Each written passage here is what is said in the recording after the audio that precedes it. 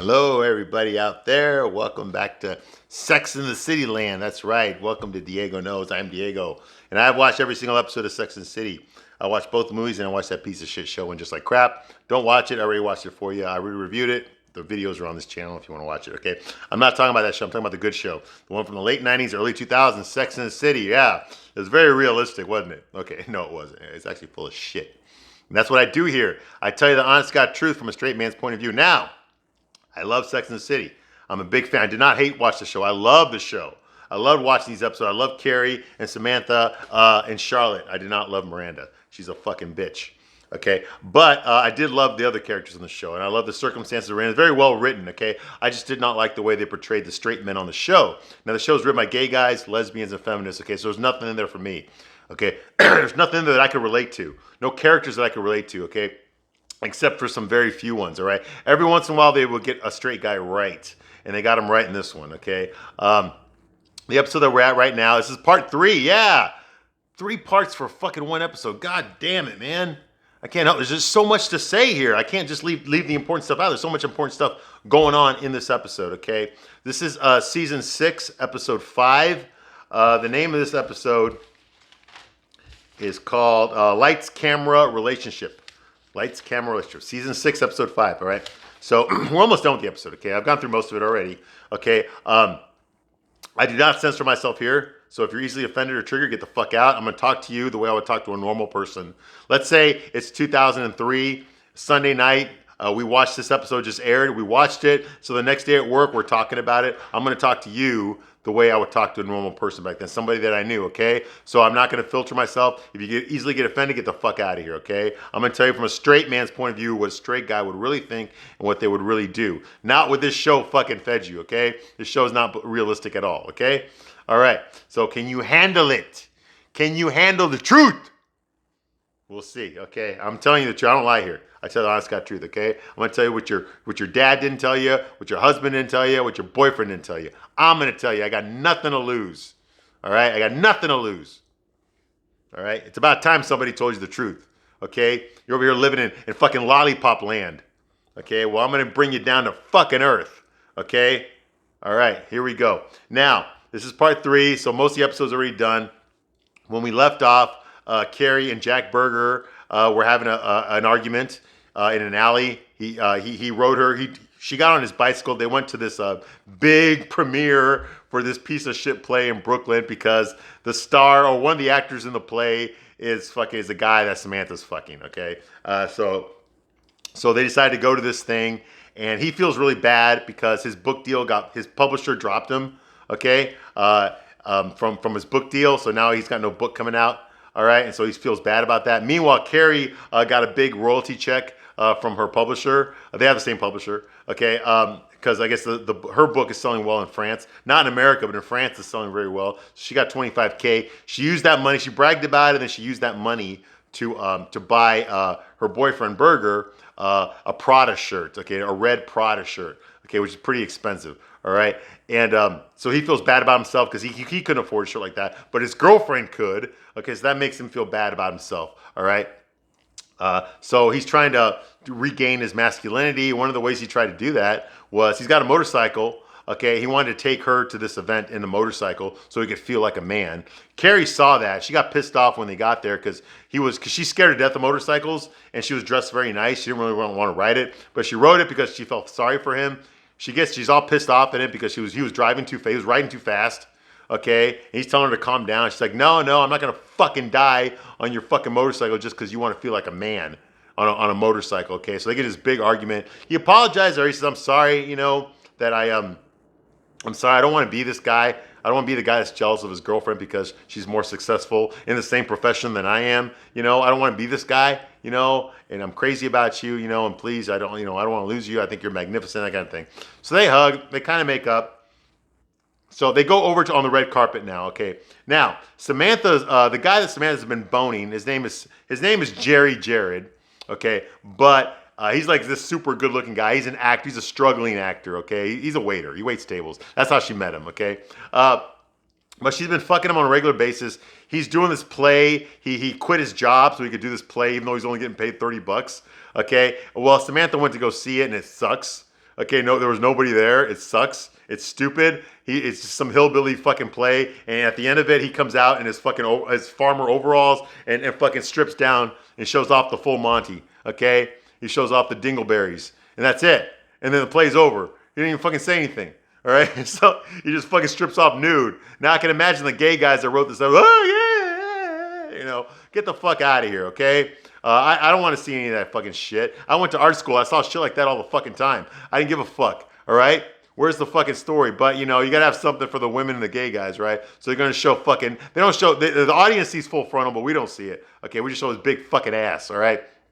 And of course, he's super fucking good looking because we all know that's the kind of guys that Samantha gets, right? And realistically, a 45-year-old, slightly above average looking woman who acts like a boss bitch is going to get like the hottest guys in the world to fuck her. Get the fuck out of here, okay? The only reason he's fucking Samantha is because she's fucking helping out his career. And I mean, she's really helping out his career, okay? This whole red carpet event, that was Samantha did it. She basically put her entire PR staff, that she owns a PR firm, she put her whole staff on this thing to blow it up into some extravaganza, okay? She's got the press there, okay? She took out an ad in the fucking newspapers, a publicity ad for him, highlighting it with his headshot on there. How he's the star of the show, okay? So there's a shitload of people that are going to this show, okay?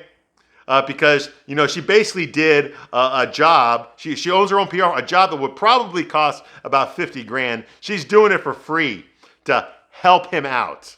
Of course, he didn't know she would do that. No, it was just a coincidence that he just happened to be fucking a successful publicist.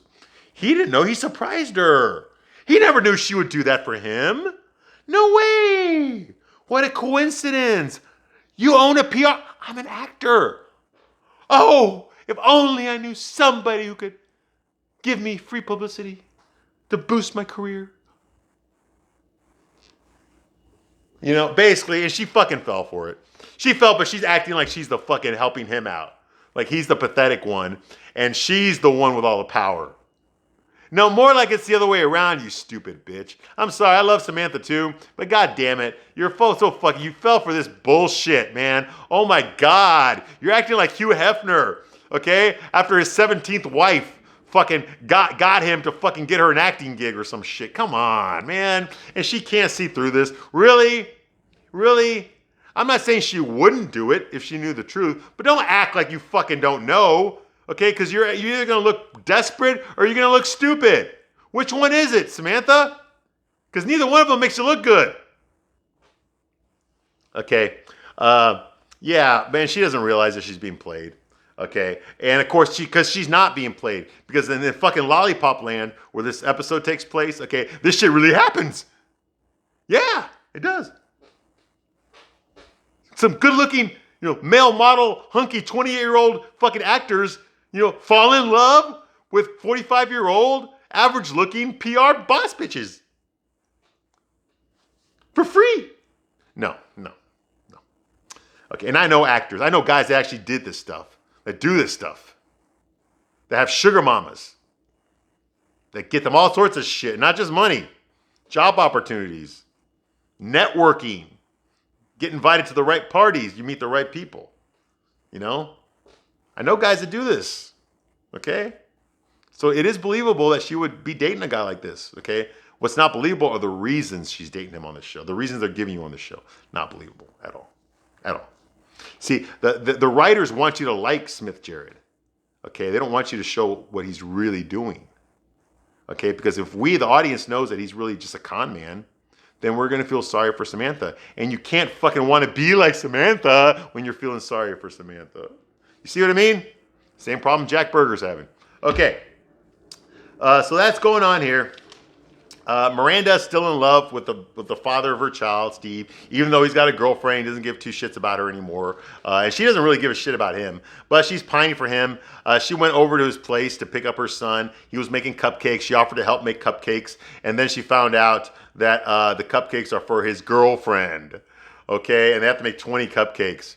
Okay, so she helped him do it, and she's trying to hold in the fact that she wants him to come back to her, that she's still in love with him, even though she's fucking, all last season she gave no fucking believability that she would ever want him back. She's always treated him like shit. She's always treated him like a nuisance, like a pathetic man-child, with no ambition, who's a dumb fuck. Remember, she went to Harvard, okay? So everyone's a dumb fuck to her, okay? And this guy doesn't have shit going for him. She treated him that way. But yet, she felt sorry for him because he only had one testicle, so she decided to give him a mercy fuck. Those are her words, not mine, okay? And she got pregnant, And now all of a sudden, just out of the blue, she realizes that she's still in love with him and she wants him back. And it hurts her that he doesn't feel the same way about her anymore. Get the fuck out of here. He traded up. That's what you're supposed to do. I don't want him to get back with her. She's a fucking bitch. She treats him like shit. She had no respect for him at all. She only wants him now because he's got a better look. I don't know what his girlfriend looks like. We haven't seen her yet. But I'm pretty sure she's hotter than Miranda is. And I'm sure she treats him a lot better than Miranda does. And that's the big one right there. Okay? She treats him a lot better than Miranda does. Okay? So it's not believable that all of a sudden, just on the drop of a dime, she would all of a sudden be in love with him again. The real reason, like I said, the show ain't going to tell you that. But the real reason she's in love with him, okay, is because she cannot do better. Okay? Guys don't want to date her. The guys, the good-looking guys with a lot of money, a lot of power, a lot of charm, those guys don't want nothing to do with Miranda because she's overweight, number one, because she gained all this weight when she got pregnant that she has not lost. Number two, she's a fucking bitch from hell, okay? And number three, she's a single mom, okay? There's better options out there, okay, for men with a high sexual market value, okay? And Miranda is not one of them, okay? And I think she realizes that. And then she remembers that the only guy that ever really gave two shits about her the past 4 years, has been Steve. And now she can't have him, so that makes her want him more because he's with someone else, okay? And he just happens to be the father of their child, so, oh well. So she's upset by that, and she's not going to this event. She's not going to go see this play called Full Moon. She's not going to go see it because she got stuck making those cupcakes, and she's not emotionally available to handle it. She can't fake that it doesn't bother her that Steve has a girlfriend and that it's not her, okay? So she's not going to show up for this thing. Charlotte, on the other hand, is contemplating being single for the rest of her life. Her and her boyfriend broke up because she's fucking psycho. She went off on him because he has not proposed to her yet, even though he never told her he was going to propose to her. But she did convert to Judaism for him. And even though he broke up with her, she still wants to stay Jewish. She only wants to date a Jewish guy. What the fuck's up with that? Anyway, so who does she talk to? She talks to her girlfriends, but she also talks to Anthony. That's her gay best friend, okay, asking him for advice, okay, and he's basically telling her, hey, you need to get laid. He always tells her that. That solves everything. Get laid. Well, and for a lot of problems, it does solve a lot of things, okay? I'm not going to say it doesn't, okay?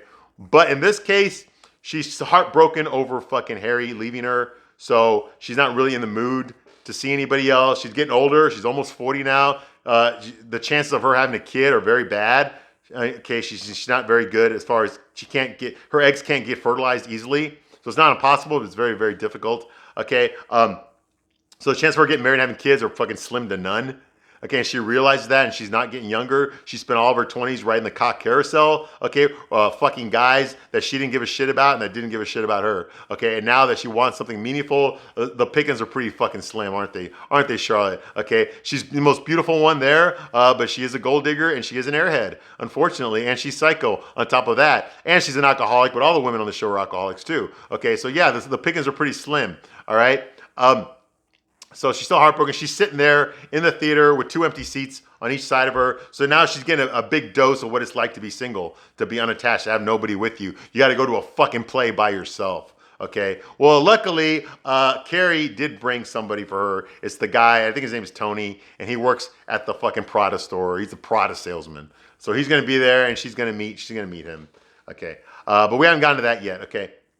So now we're caught up, all right? So Carrie and Jack Berger, they go down to the red carpet to this show. Like I said, it's called Full Moon, starring Smith Jared. That's the name that Samantha came up for the guy that she's fucking. She didn't like his real name, Jerry Jared, so she changed it to Smith Jared. That's his new name, and that's his new name from now on the show. So all the photographers are there. They're taking pictures of her. Berger's wearing that Prada shirt that she bought him, the really expensive one, the red one. So they're posing for pictures. The photographers only want pictures of Carrie. They don't want pictures of him. But they do ask her, who is this guy? And she tells, his name is Jack Berger, and he's an author. He feels like shit. Okay, he just got into an argument with her, okay, about his own insecurities. The things that he doesn't want to talk about just got thrown in his face. okay, because he has been acting, immature. I mean, he did try to impress her with his motorcycle, but he did that because he doesn't feel like he can impress her just being himself. He's not doing good right now. He just lost his job at the publisher. They're not going to publish a second book now, so he doesn't know what he's going to do. Okay. Meanwhile, Carrie's very successful. It makes him feel emasculated. Okay, and so he tries to overcompensate for that. Carrie can see through it. He can see through it. Okay, and it bothers him. It bothers him that he feels like shit. And I know what it's like to feel that way and still fucking have to go perform your duties despite the fact that you feel like shit. Okay, so the fact that Carrie's getting all its attention from the press, from the media, and he's getting none, he feels very emasculated again. And so he pulls away from her and goes off into the corner. She follows him over there and he tells her, hey, listen, Carrie, I'm just not up for this. I can't go in there. Okay, not the way I'm feeling. I don't feel really good about myself right now. I really don't. So I'm just going to call it a night, okay? You told me you didn't want to get back on my motorcycle, so I'm pretty sure the girls can take you home back to New York because they're in Brooklyn, I'm just not feeling it tonight, so I'm going to be a big downer if I stick around, so I'm just going to leave, And I understand why he's feeling that way. I felt that way before in my life. Where I made commitments to do something and then I just said, I feel like shit, I can't do it. And then I just bailed, If he had a little bit more security, if he had a little bit more self-esteem, he would have sucked it up and been there for his girlfriend. But he's a fucking idiot like I was back then. And he decided to fucking just walk away from it, okay? Because he didn't want to put on this act in front of everybody, okay? He's already revealed too much to her about himself, things that he's not proud of, things that he's ashamed of. He's ashamed of himself for being insecure. He's ashamed of himself for being jealous of her success. He's ashamed. He doesn't feel like a man. He doesn't feel like a good boyfriend. He feels like a total fuck up. Just like the critics said about his book, it's a total fuck up. That's how he feels about who he is. He feels like he's a total fuck up. He feels bad about himself, and he's tired of fucking showing. He doesn't want to present himself to people when he feels that way about himself. So he'd rather just fucking leave, despite the fact that it's going to hurt his girlfriend's feelings. He would just decide to leave rather than fucking, stick it out for her. Okay. Selfish, yes. Okay. Very prideful. And yeah, you do stupid stuff like that, you pay the price for it. You do. And I know, and I do talk from experience. I do know. Yeah, like I said, I've done some stupid stuff in my life, but this is how you learn, this is how you learn. And yeah, he should have stayed with her. This is me now in 2022 telling you, yeah, he should have sucked it up and stayed there. But the me from 2003 would have left. Would have been like, yeah, I'm leaving. Yeah, do the right thing. Get the fuck out of there. You see what I mean? See how time changes things? Yeah. So Carrie's upset that he left. She's watching him as he walks away from her, and it sucks. It sucks. And I get it. See, I didn't see back then. I didn't see it from her point of view. I saw it from his point of view. Now I can see it from her point of view, and yeah, it was a dick move. Even though he didn't feel like he was being a dick, it was a dick move. Okay, but luckily for her, Stanford is there. Yeah, her gay best friend is there in his fucking, rainbow fucking suits that he always fucking wears. Okay, and he's upset that his ticket is a bad seat. So she's like, well, you're going to sit next to me tonight, Stanford. So now she smiles and she goes back in there. She introduces the guy, Tony, the Prada guy, to Charlotte. And they meet each other. And Charlotte's impressed. This guy's a good-looking guy, and he's got an Italian accent. So it looks like they're going to hit it off, but we know they won't. But at least she's got somebody there to sit next to her and talk to her and stuff, right? He's single. She's single, and of course, Stanford sits next to Carrie, and they watch the fucking show.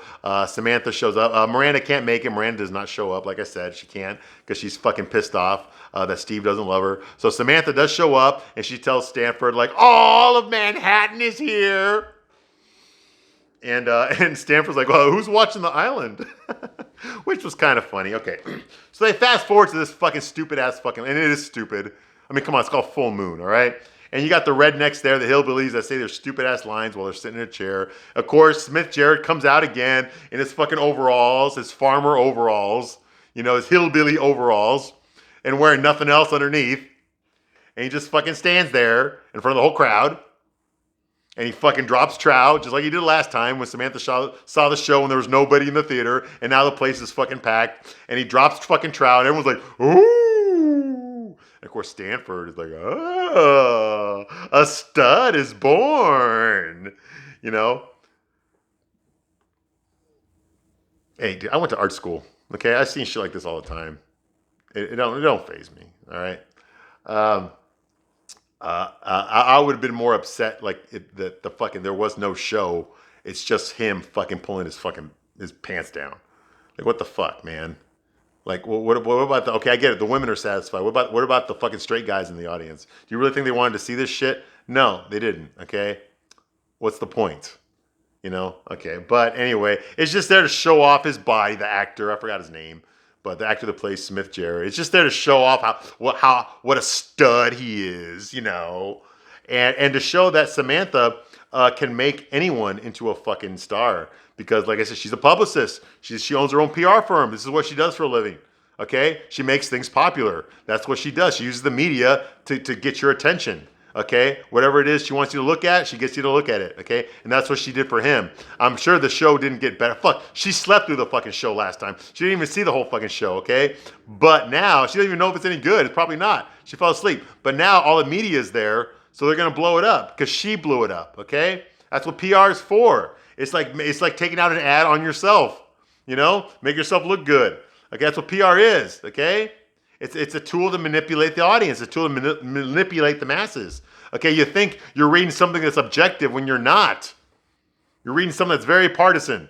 Okay, it's like those ads you see in bodybuilding magazines, where it looks like it's a scientific study, but then at the last page of it, you realize it's just a fucking ad for a protein powder. Okay, I'm sure it's like that in women's magazines too. That's what this shit is. Okay, it's just a fucking ad. She took out an ad on him, making it look like it's news, but it's not. Okay, it's just there to highlight him. She's trying to make him a star. And he knows she's trying to make him a star. That's why he's fucking her. He's always known that. Samantha's the one that doesn't know that. Okay. So anyway, so that's happening. Like I said, Jerry, Smith. He takes off his fucking dungarees, and he fucking does some stupid ass fucking soliloquy. I don't even remember what the fuck it was. It was so fucking boring, He's something about like, you're beautiful to me or whatever. And of course, Samantha looks at this like he's talking to her. Of course, she takes it like he's talking to her. Okay. Like it wasn't written by somebody. Okay. And that's it. The show's over. Okay. Like I said, then we get the full moon. He's naked. And when they're bowing for the applause, he's the only one standing there that's fucking naked. Nobody else in the show is fucking naked. Hey, I've done naked on stage. All right. I was in Hair. And I don't mean I did people's hair, okay? I meant I was in a play called Hair. Those of you know what fucking Hair was, that 60s play. Okay, the hippies fucking protesting Vietnam. There's that naked scene at the end. Okay, yes, that was Hair. Okay, we all saw that movie with fucking Treat Williams, all that kind of bullshit, yeah, I was in that, okay, in Chicago, okay? So, yeah, I know what it's like to go around stage naked, okay? But usually everyone else is naked too. Okay, or at least there's at least one other person naked. You're not the only one fucking naked. All right? And he's the only one naked. Okay, yeah. That's the level of quality. Okay, so that happens. It looks like Charlotte and the Prada guy, Tony, I think his name is. It looks like they're hitting it off. So now Carrie feels like she's the lonely one. She feels like she's the one that's acting. She tells Samantha, asks her, "Where's Berger?" She's like, "Oh, he got sick, so he decided to stay home," which is bullshit. She's the one acting like her boyfriend is the sick one, okay? When the truth is that she's acting like she's happy in this relationship with him when she's not, okay? Because he's got some security issues, like the facade, okay? All that depreciating humor that he's always known for, it's actually really not humor. I think it's really how he feels about himself. I think Berger suffers from low self-esteem, from depression. He's very insecure about a lot of things, and he tries to cover it up and overcompensate for it rather than just admit what the problem is and deal with it. He would rather avoid it, mask it, cover it up. At first, his depreciating humor is very charming, but now I'm starting to look at him like, okay, no, he really does not like himself. He really does have a problem loving himself, loving who he is, being proud of who he is, and it's sad because I know what it's like. That's what's lying underneath it all, okay? And this is going to come to bite him in the ass. And if he doesn't do something about this, he's never going to be happy in life because you got to be happy with yourself first before you can make anyone else happy. And you can't expect other people to make you happy. Happiness is an inside job. Okay, you have to do that on your own. You have to make your own life worth living before you can expect other people to add on to it. Okay? It's nobody's job to be responsible for your personal happiness. It's your job. And if you keep looking for people to make you happy, you're going to be looking for the rest of your life and you're never going to find it. Okay? Because people can't give you something that you already have, that you're already supposed to have, that everyone really has. You just got to find it within yourself to be proud of who you are, And I think Berger has a problem with that. And yes, I do talk from experience. Okay, so that ends the review for this episode. Thank God, man. This was a long review, man. 3 chapters, 3 parts to review 1 episode. Damn, it's not even the season finale. Okay, so thank you for watching this long. I love doing these reviews here. And I will see you on the next one. Bye.